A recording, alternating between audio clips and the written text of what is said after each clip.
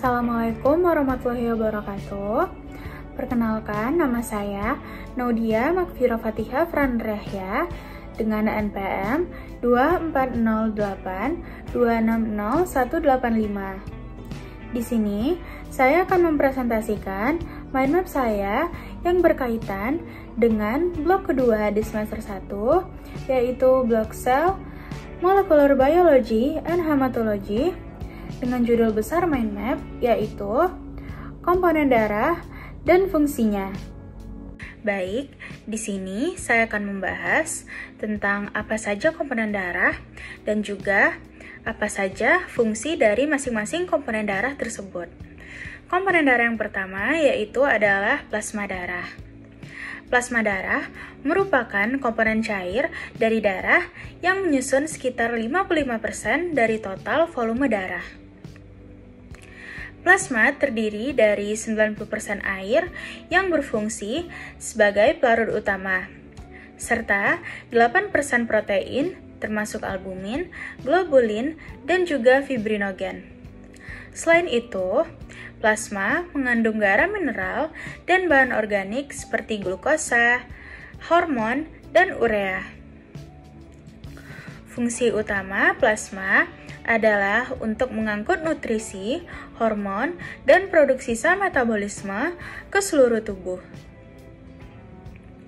Plasma juga berperan penting dalam menjaga tekanan osmotik darah dan keseimbangan pH, serta juga mendukung proses pembekuan darah melalui protein fibrinogen yang diubah menjadi fibrin saat terjadi cedera. Selanjutnya, ada sel darah merah atau eritrosit. Sel darah merah atau eritrosit adalah komponen darah yang bertanggung jawab untuk transportasi oksigen dan karbon dioksida. Eritrosit memiliki bentuk bikonkav yang meningkatkan luas permukaan untuk efisiensi pertukaran gas. Sel ini tidak memiliki inti dan mengandung hemoglobin, yaitu protein yang mengikat oksigen.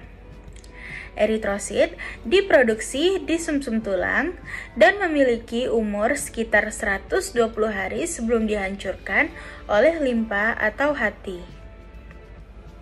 Selain fungsi transportasi gas, eritrosit juga berperan dalam mempertahankan keseimbangan asam basa darah. Kelainan yang dapat terjadi pada eritrosit seperti anemia akibat defisiensi besi atau kondisi sel sabit dapat menyebabkan berbagai masalah kesehatan. Selanjutnya ada sel darah putih atau yang biasa disebut leukosit. Sel darah putih atau leukosit adalah komponen darah yang berfungsi dalam sistem kekebalan tubuh untuk melawan infeksi.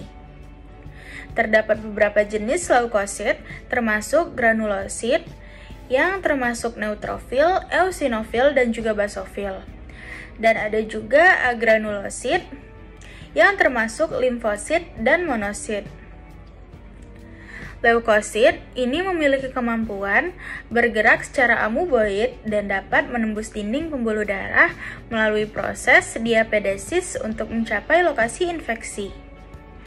Fungsi utama leukosit adalah untuk melawan patogen seperti bakteri, virus, dan jamur melalui mekanisme fagositosis. Limfosit juga berperan dalam memproduksi antibodi yang melindungi tubuh dari infeksi.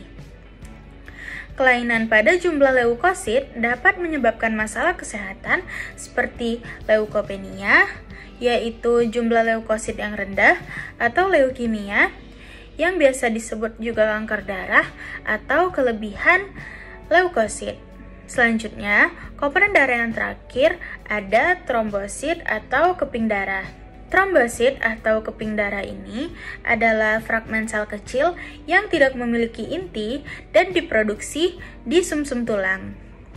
Trombosit memiliki umur sekitar 9 sampai 12 hari dan jumlah normalnya berkisar antara 150.000 hingga 450.000 per milimeter kubik darah. Fungsi utama trombosit adalah terlibat dalam proses hemostasis atau pembekuan darah. Ketika terjadi cedera pada pembuluh darah, trombosit akan segera berkumpul di lokasi tersebut untuk membentuk sumbatan awal guna menghentikan pendarahan. Selain itu, trombosit juga mengaktifkan faktor-faktor pembekuan lainnya untuk membentuk fibrin yang memperkuat sumbatan tersebut. Kelainan pada jumlah trombosit dapat menyebabkan trombositopenia yang meningkatkan risiko pendarahan atau trombositosis yang dapat menyebabkan pembekuan darah abnormal. Berikut adalah referensi yang saya gunakan dalam membuat mind map ini.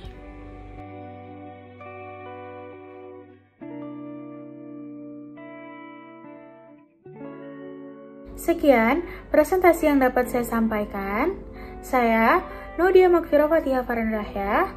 Dengan ini memohon maaf apabila ada kesalahan dan kekurangan di sepanjang video.